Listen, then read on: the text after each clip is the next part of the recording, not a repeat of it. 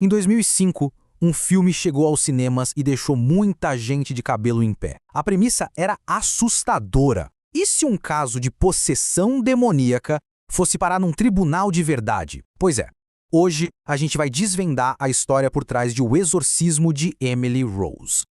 Vamos direto ao ponto. O filme inteiro gira em torno dessa pergunta, uma pergunta bem provocadora. Até onde a lei dos homens pode ir para julgar a fé? Essa questão fica no ar em cada cena, desafiando tudo aquilo que a gente acredita ou não acredita.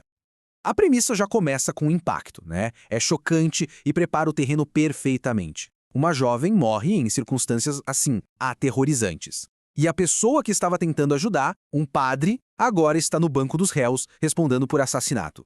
E bem no centro de tudo, a gente tem duas realidades que não poderiam ser mais opostas batendo de frente. De um lado, a promotoria, com um caso que parece bem claro, negligência médica, homicídio culposo. Do outro, defesa, que argumenta que o verdadeiro culpado, ele não pode ser julgado por leis humanas, porque o que aconteceu ali foi uma batalha pela alma de Emily.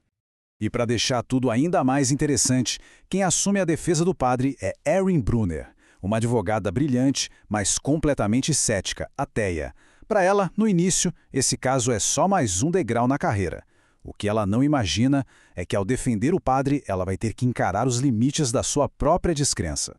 Agora, vamos voltar um pouquinho no tempo para entender como é que essa história foi parar num tribunal. A trajetória de Emily Rose é o coração do filme, o lado mais aterrorizante de tudo, e é contada através de flashbacks bem perturbadores durante o julgamento. A gente conhece a Emily, uma garota que sai da sua cidadezinha no interior para começar a faculdade. A vida dela tá cheia de sonhos, de esperança, mas aí, uma noite sozinha no dormitório, algo terrível acontece. E muda tudo, para sempre.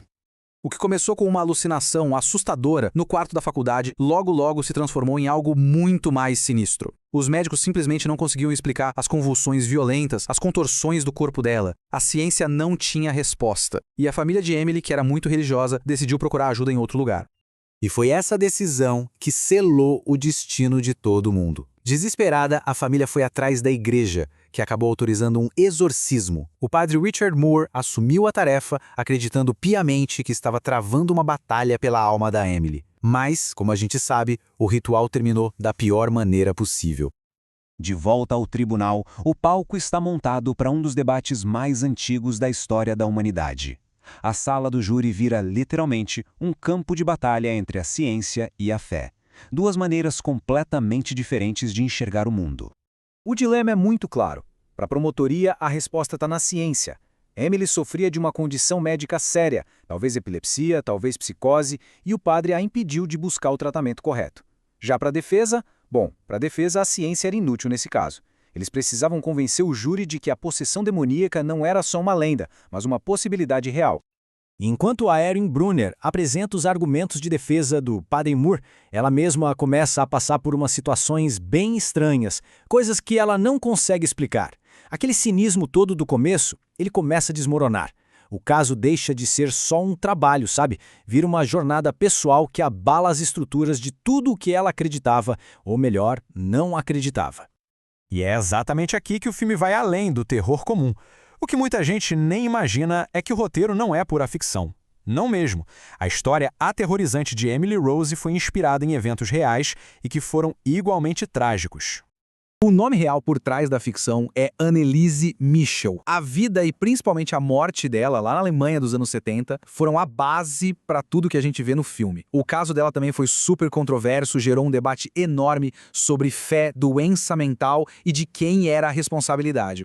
Quase 30 anos separam a morte da Anneliese do lançamento do filme. E esse tempo todo transformou uma tragédia que era bem localizada lá na Alemanha num fenômeno cultural mundial. O filme acabou reacendendo todo aquele debate sobre fé e ciência, mas agora para uma geração completamente nova.